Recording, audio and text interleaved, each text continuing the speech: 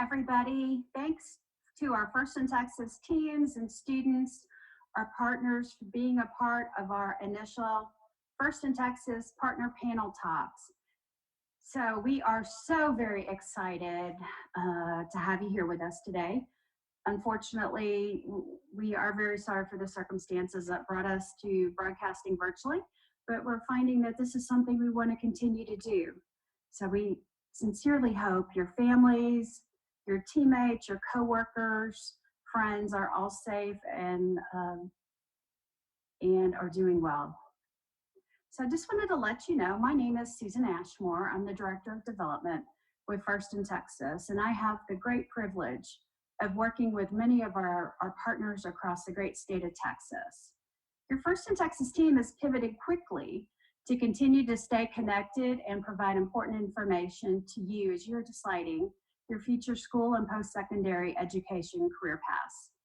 Our partners understand the value of education and have volunteered to share their time and experiences with you today. Now to introduce your panel.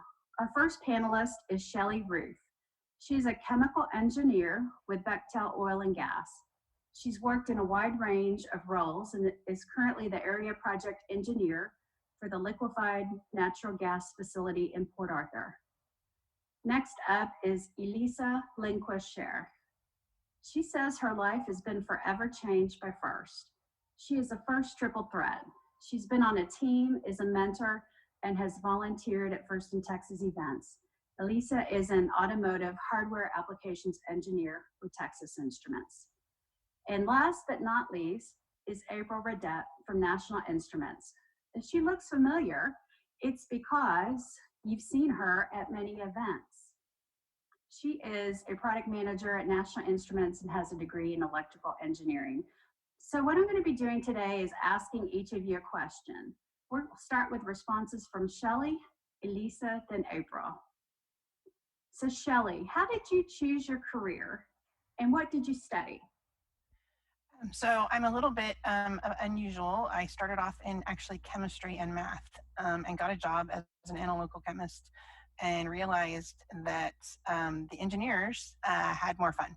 I was working in a research and development facility supporting a live plant and realized that I either needed to do a PhD in chemistry if I wanted to get into research, or I needed to kind of pick a new path. And I decided that I didn't want to be in a lab doing catalyst research, that I wanted to be in the field and in the plant and be an engineer. And so I went back to school and I got my degree in chemical engineering from the University of Houston. Go Cougars.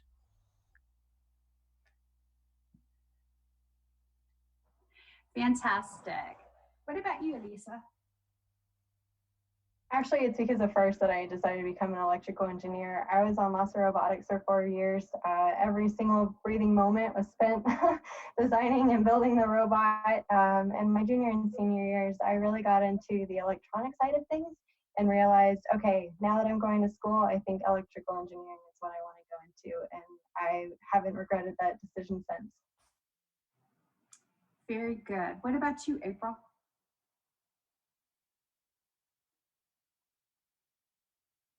So I kind of got into engineering by way of robotics, not way of FIRST.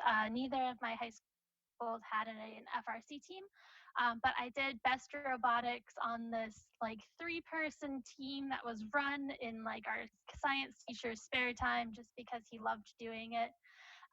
Kind of got bit by the bug there and just picked electrical engineering because I was told I had to declare a major.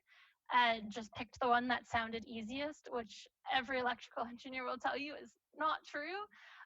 But I absolutely fell in love with it as soon as I got into my first circuit design course.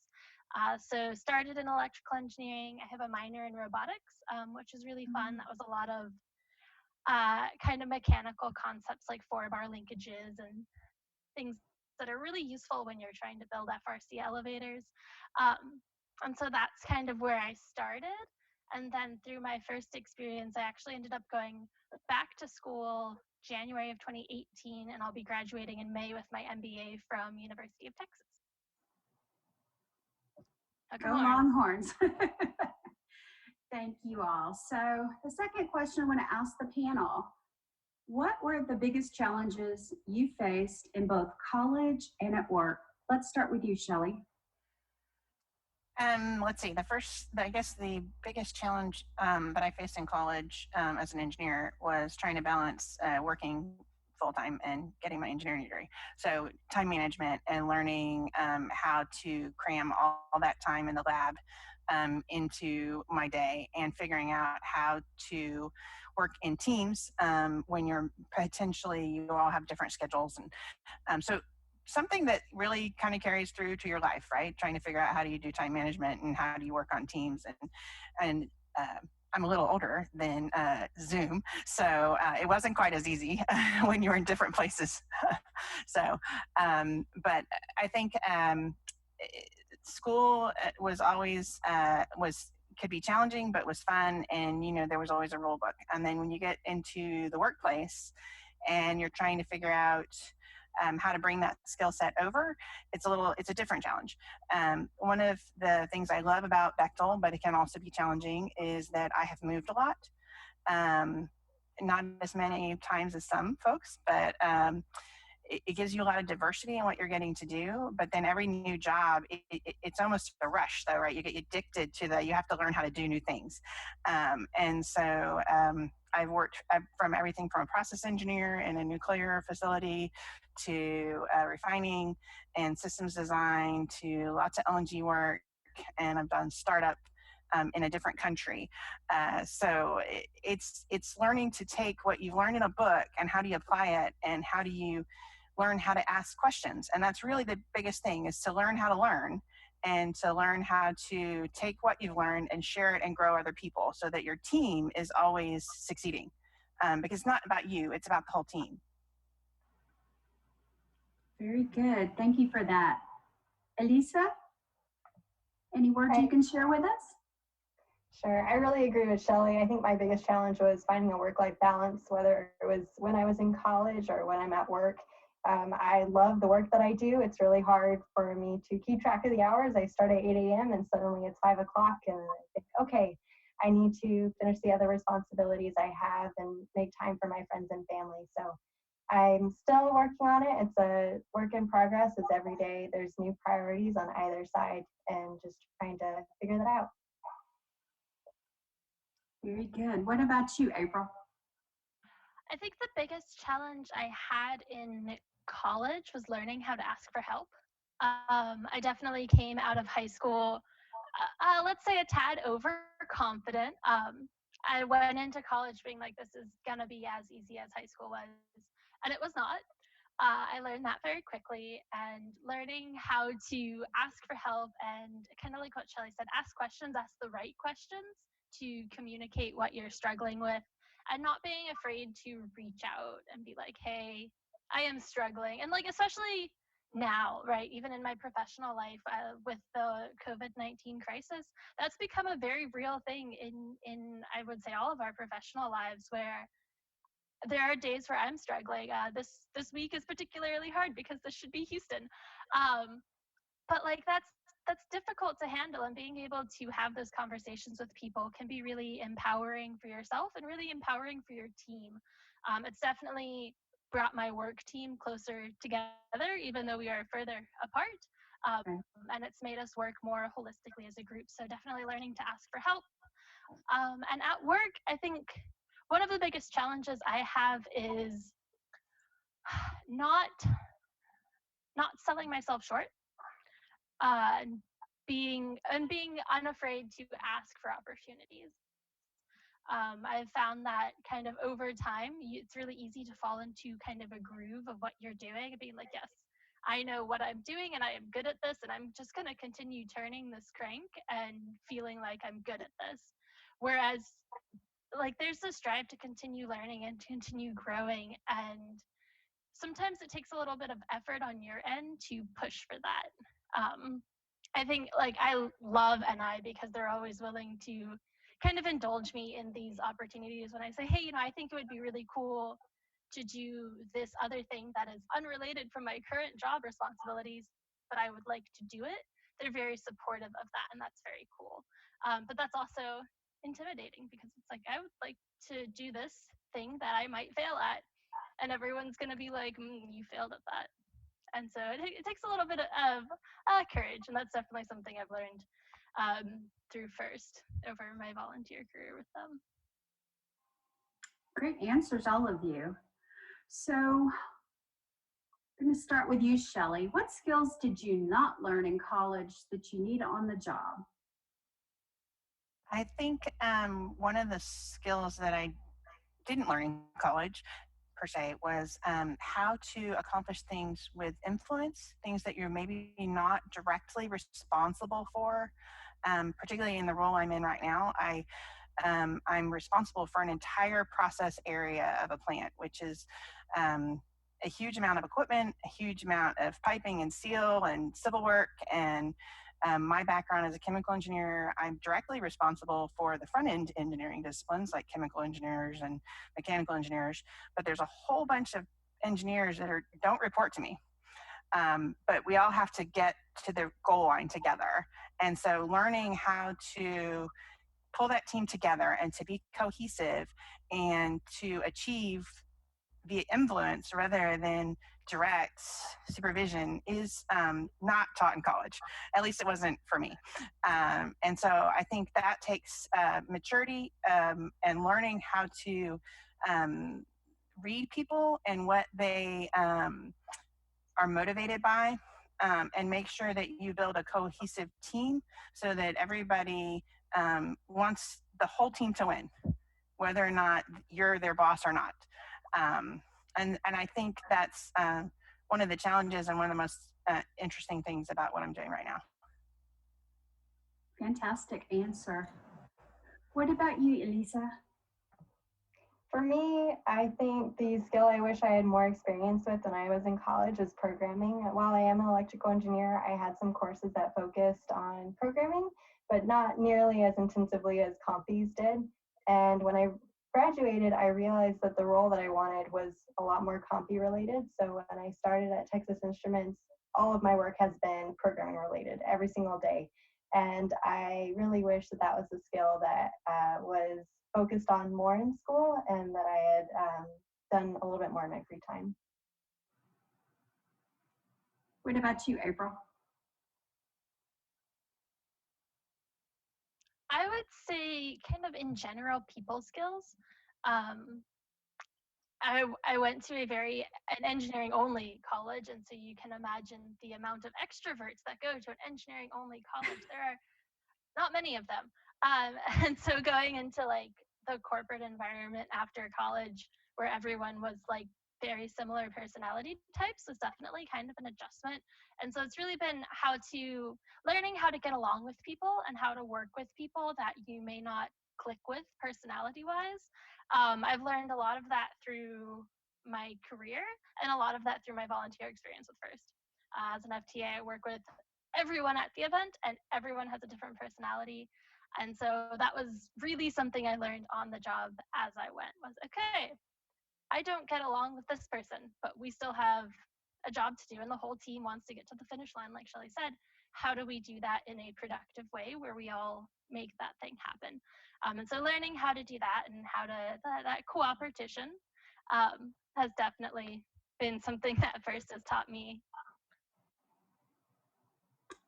Fantastic. So, Shelley, what advice would you give to someone wanting to enter your field? Okay, well, I guess it's kind of a mixed bag. I would think engineering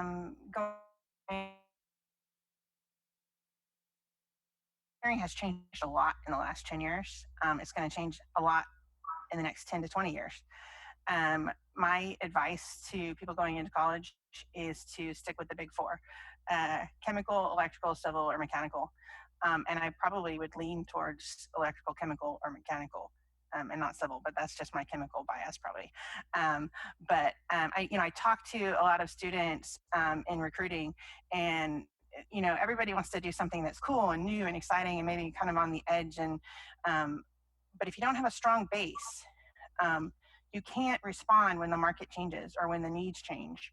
And I think it's important, especially for a bachelor's degree, to be in a base discipline. And then, you know, you can find out, oh, do you love to do programming, or do you love circuit engineering? And then you can potentially get a master's degree or a graduate degree if you want to specialize more. But my advice really is, when you start out, stay with the big four and build a strong base, and then be willing to be versatile and learn new things as the market changes, because it does change. I can tell you that since I started engineering nearly 20 years ago with Bechtel, it's a very different world now than it was then. And I can only imagine what it's going to look like in another 10. Great answer. Elissa, what would you say? I would really suggest, if you're interested in electrical engineering, find resources online. For instance, if you want to learn how to program, there's a lot of free YouTube videos on Python or Perl or C. Find a project that you're interested in and build one. Arduinos aren't very expensive, and you can learn a lot programming one of those. And I think the biggest thing is asking all the questions that you can, whether it's to your first mentors or your teammates or their parents. Definitely create a network of people in your field so that you can one day eventually help yourself get internships. And in that role, I suggest highly trying different internships. I've done internships with a wide variety of companies, and it really teaches you what you like and what things you enjoy, but you think you may want to try something else in. And I think there's no wrong experience. I think you can learn a lot from trying each individual thing. Great answer. What about you, April? Yeah, I would definitely echo what Elissa said about internships. I went into a field that was radically different from any of the internships I did in college because I did not like any of them. And that was really valuable information because I would have done something like that for a career, and that would have been a much harder pivot. So that's really great advice. I think the other advice I would have is, if it's something you're passionate about, go for it. Don't be, not going to get on a soapbox, but don't let people make you believe that you can't do the thing that you want to do. I went into engineering school and was like, just spent a long time in engineering school feeling like I didn't deserve to be there for X reason or Y reason or Z reason. And that was dumb. And I shouldn't have done that. So don't do that. But yeah, just be confident in yourself. Be like, yeah, this is what I want to do. And build that network. That's so valuable, especially in this day and age of technology. LinkedIn is super, super valuable. Don't be afraid to profile and go out and connect with all your mentors and your teammates once they get into college. To your advantage. Connect with people you met at competitions. Connect with people you talk to on Discord. It's a really, really powerful tool for building that network and maintaining that network down the line. Those were all a lot of great advice there. Thank you, April. So, Shelley, what does a typical workday look like for you? Well, a typical workday for me it changes depending on the role. Currently, I'm in the office doing we're doing a detailed design work for an LNG facility. So, I mean, obviously this was previous to COVID, because right now it's a lot of time at my dining room table. But before that, we were all in the office together doing detailed design, multiple offices around the world, all focused on the predecessor work to get to the field and be able to build. So lots of meetings, lots of phone calls, lots of document review. Now, in my last role, I was a functional manager, and so the day looked very different. And I did a lot of people interface and training and proposal work and prospect development. And the role before that was startup, and I was in the field every day doing walk downs and checking lineups of valves and bringing gas in. So I think I have a little bit of attention issues, so I like change. So I like that in the last 6 years or 8 years, my day has changed a lot. in multiple different roles. So I guess my take home lesson is you never really know when you get your engineering degree what it's going to do, and you shouldn't limit yourself. You should go after what you find fun, and if you find yourself in a position where you feel like it's stale, you should ask for something new and be comfortable in the fact that you can do it. So just to echo what they said previously, I really think that I have had to learn that it's okay to say, I want something different and I can do it. Great responses. What about you, Elissa? I think like a lot of roles, you start in the morning replying to emails, and you usually go throughout your day going through some meetings. But the fun part of my day is all the engineering that I do.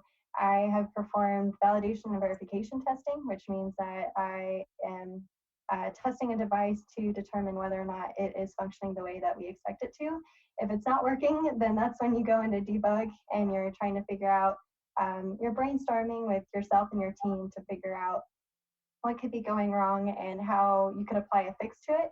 You try that fix and hopefully it works. If it doesn't, then you repeat the cycle. And it's a lot like robotics during the season where you think that you know exactly what you're doing, you go to build it, it's going to work exactly the way you think it will, and then it doesn't. And then you have to recycle through, brainstorm with the team, and keep going until you can get it working. But that's engineering, and that's what I love about the day-to-day. Great. What about you, April? Yeah, so I'll echo kind of what Shelley said. I've been at NI, it'll be 5 years in August, and my day-to-day has changed radically since I started at the company. And so I think there's always variety out there if you're willing to look for it. In my current role, I do product management. So of products that NI sells, because NI sells a ton of products. We make way more than just the Roborio, I promise. Just like TI makes more than calculators, if you didn't know that. But so I work with all of our academic products, including the Roborio, which is like my favorite, don't tell anyone. And then I also work with our industrial communications, so like CAN, but for big machines, and all the other different communications buses, and avionics, which is like communications buses for airplanes. So radically different fields, but I do a lot of customer interfacing in my current role. So I talk to customers and find out, what do you need? What do you like? What don't you like?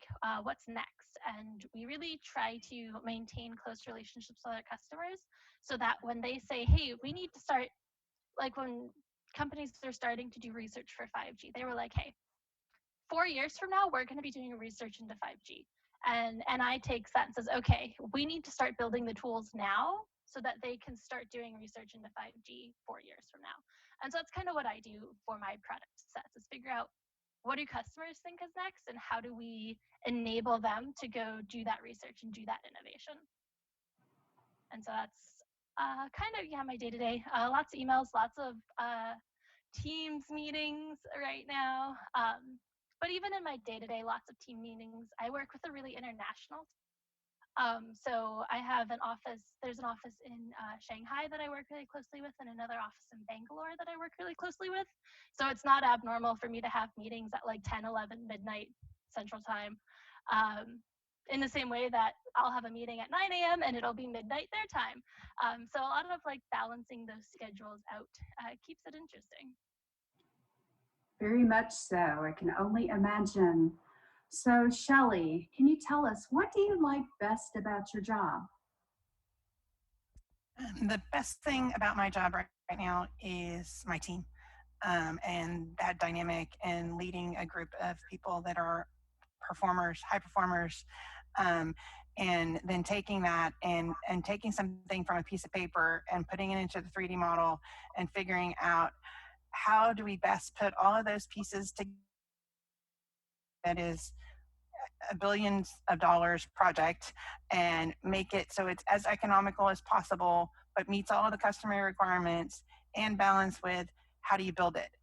And so I really enjoy the reviews and the constructability analysis, and listening to experts in construction and experts in, say, stress design, and learning from them and figuring out what's the optimal design that's economical, because there's always something you could fix and make better. But if you can't afford to build it, there's no point.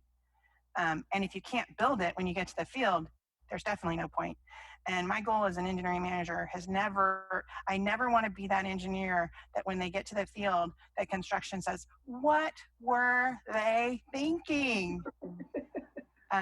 Yeah, you don't want your name on a piece of a plant because they couldn't put it together. So that's what I enjoy the most, is working with all the different functions and disciplines and putting a massive jigsaw puzzle together at the best price. Fantastic answer. What about you, Elissa? I think my favorite part about my job is how much I learn every single day. I recently started a new role at TI maybe 2 or 3 weeks ago during the quarantine. So I've been learning everything from home, but I really appreciate how supportive the entire team has been, how eager they are. TI has this open door policy, which allows anyone to go to anyone at any point and ask for time on their calendar to ask questions, whether it's about development in your career or there's topics that you're stuck on at work and you think maybe they'll have the insight to help me get past this bug. And I really enjoy the camaraderie of the team, and I really enjoy all of the challenges I have to face every day because I'm learning every single day that I go to work. Very good. What about you, April?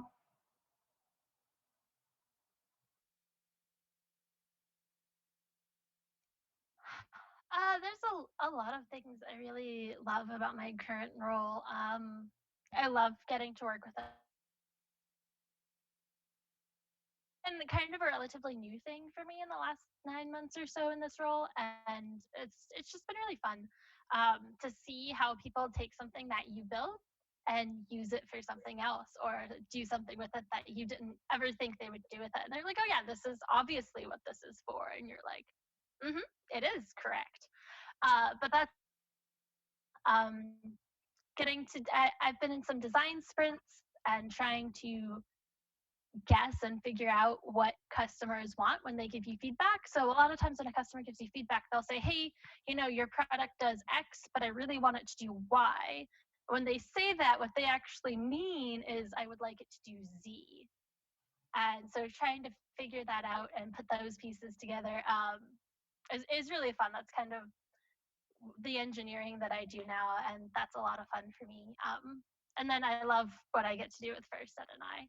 I think I'm really lucky to work at a company that supports NI or supports First to the level that it does. And so I'm lucky to get to work on the Robo Rio, what's coming next for the Robo Rio, and just everything that I get to do through the company. It's obviously a highlight of my day job. Well, it sounds like that was a teaser for the Robo Rio. I didn't say anything. So our last question is to you, Shelley. Do you have any words of wisdom or other thoughts you'd like to share with our students? I guess I would say, sort of as a summary, I think we've touched on it, but be confident in your ability and be flexible for change, because there's always a balance, right? You want to be confident, but you don't want to come across as arrogant. And so you want to be a learner personality and ask questions, but you also need to be brave enough to ask those questions. And I think that's crucial in any stage of your career. And I think being willing to be flexible, particularly in, say, economic times where we're in a downturn, like we are right now in oil and gas, to be willing to take on new challenges and don't say, hey, wait, I haven't done that before. So, be brave, be confident without being arrogant, which is a big ask, and be a learner and be flexible. That's fantastic. Elissa, what would you say? What kind of words of wisdom would you have to our students? I agree a lot with Shelley. I definitely think you need to have the confidence in yourself because first and foremost, you're pursuing any role that you're in for yourself, and you need to make sure that you are happy with what you're doing. If you're not, it's okay to change your mind. I think college is the time for you to explore. And I know it's very scary because there's a dollar amount tied to each course that you take or every decision that you decide to change. But I think you really need to put yourself first and determine whether or not that's what you want to do and find your happiest self. And then also go in and ask as many questions as you can. People have said there is no stupid question, and I agree with that because I ask them every single day. There's a long list of questions that I ask that are probably very simple to someone else, but the first time you look at something, you have no idea, and sure, after they explain it, you're like, oh, 1 + 1 is 2, that makes a lot of sense. But until they make those connections for you, you'll never, or you may not be able to find it on your own. So definitely ask a lot of questions, be excited to learn, be excited to go find things out on your own, develop new projects, and find as many experiences as you can to make you happy. Fantastic. What about you, April? Yeah, I mean, everything that Shelley and Elissa said was just very on point to kind of what I was thinking. Definitely don't be afraid to change your mind. Go out there, try things. Don't be afraid to change your mind. I went back to school 3 years after starting an engineering career. I got into it and was like, this is great, but this is not what I want to do forever. And so like you always have the option to go back to learn more, either through formal school or online school or YouTube videos. Like, your possibilities are endless. Don't be afraid to go chase things that you're passionate about. And then really what Elissa said, find the things that make you happy, and just pursue those relentlessly. You'll find that there are things that just really do like light that fire in you. And like, I didn't find that until I was 23, till I had graduated college and gone into my career and was like, this is all fine and this is good and I enjoy this. And then like I started volunteering in first, and I was like, this is what it's about. And you'll find those things and chase those and hold on to those because they're so valuable, in just giving everything that you do meaning. And I think that's really important. Anything else? I don't know. I think the only other thing I would say is, and maybe it's just on my mind a lot right now, but like, be kind to each other, be kind to your friends, be understanding. You never know what people are going through. And I think that's really easy to say right now because everyone is like, wow, everything is awful for everyone. But when things settle out, people have bad days. Just be kind, be understanding. It'll get you a lot further in life. Personal opinion. But yeah. Very good. Well, ladies, we cannot thank you enough for being panelists in our very first ever partner panel talk. And we thank you for going along on this journey with us. I'm Susan Ashmore, and we're signing off for this segment. Stay tuned for our next event in the series, Cybersecurity Careers, on April 29th. Until next time, we'll see you soon. Bye-bye.